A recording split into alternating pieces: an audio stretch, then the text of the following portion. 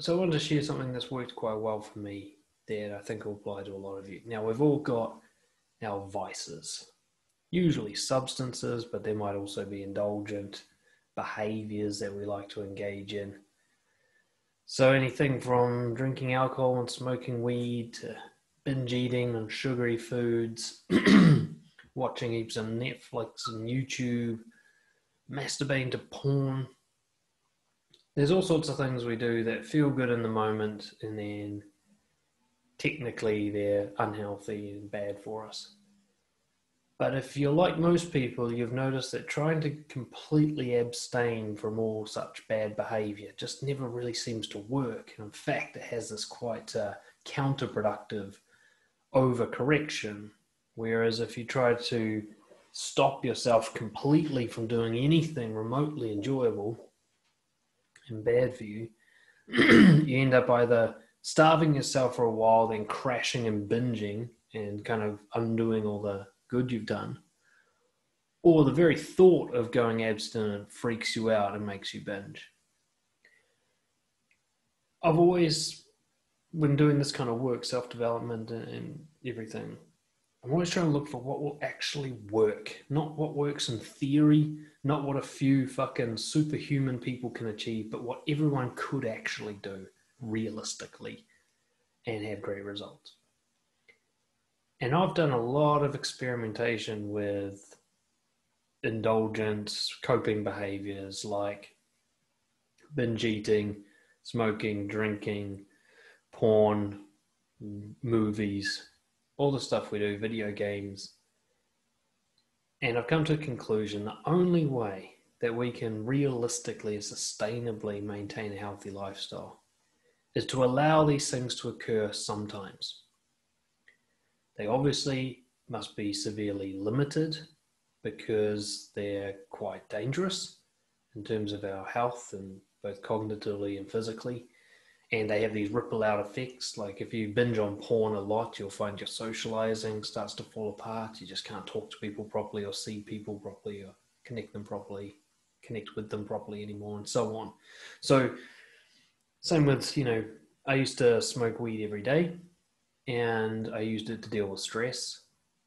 And all it did was make me more stressed because I was tired and I wasn't dealing with my stress causes properly and so on. So the biggest problem is not that we're doing these behaviors, it's that we do them so often and so much. There's actually a kind of line that if we stay under the line, we can enjoy these things without them severely harming our lives. At most, they give us like a rough few hours and then we recover. So yesterday, I had what's called a weed day, where I was allowed to just go hard. Anything I wanted. Weed, porn, sugary foods, binging on movies, zero exercise.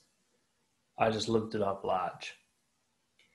And the key to this that I finally found that works for me is that this was planned. So the problem with all these bad behaviors is so often they are an impulsive reaction. And that's the bit that has to be stopped. Now, if you tell yourself, I can't do these things ever, your brain panics at the thought of that overwhelm, and eventually you go, oh, fuck it, and you binge. And then when you do finally fucking do it impulsively, you think, well, I can't control myself, so there's no point in even trying to control myself. And you get into that kind of narrative that leads to like ongoing bad behavior.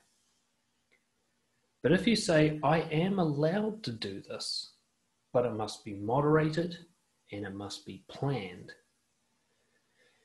and it must be minimal. So for example, I smoke weed about 4 days a year, roughly. Once a quarter, you might say.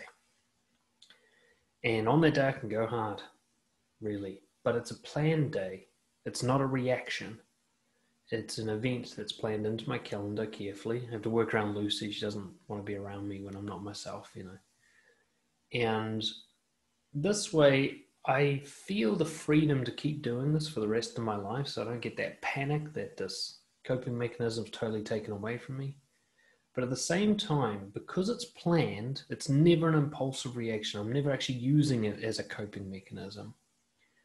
It's more like I'm planning a release. a release of pressure to even have integrity. And I think that's a key thing about maintaining integrity sustainably, is you have to have days off from it, but not many, just a few. If you only have a few sprinkled throughout the year, then you don't have to worry about any one of them doing any major harm. It's like if you go to the gym 90% of the time, that 10% you miss isn't going to do any major harm to your progress. But if you miss 50 or 100% of the time, then it will. So whatever your thing is, maybe you binge eat, maybe you play video games, whatever it is, plan a moderated, limited, restricted amount of it into your month. And you're only allowed to do it then, but you're always allowed to do it then. Okay. And in fact, even if you're not really into it, you should probably go ahead and do it anyway on the planned day, so that you don't have any justification later on for, I missed the last one, so I can do it this time. Or you have a hard rule with yourself, hey, if I choose not to do it, then I have to wait for the next one.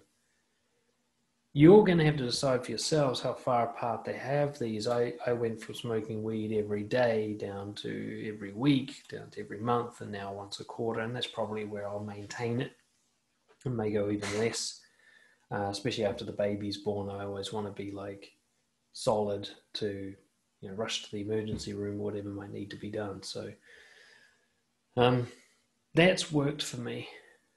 I'm allowed one, it's not even much of a treat. It's this kind of biscuit thing. There's a little bit of sugar in it. I'm allowed that with my coffee after lunch, but that's the only unhealthy food I'm allowed each day. But I'm always allowed that or something similar to it. And once a week we go out for breakfast. I'm allowed to have Nutella and croissants. And we just do it on that day. I can't do it just because I'm feeling blue, And this way you break the tie with this behavior being a coping mechanism for emotions. You will now have to deal with your emotions sober and raw with real behaviors, but you won't feel that like justification to use bad coping mechanisms under the guise of like, I can't help myself, or I'll never get to do it again. You will be able to do it, just not right now. So anyway, those are my thoughts. That's what I did on the weekend, why I did it, and it's very, very helpful for me. I've found myself so much more disciplined since trying this new approach. Hope it works for you. Catch you up soon.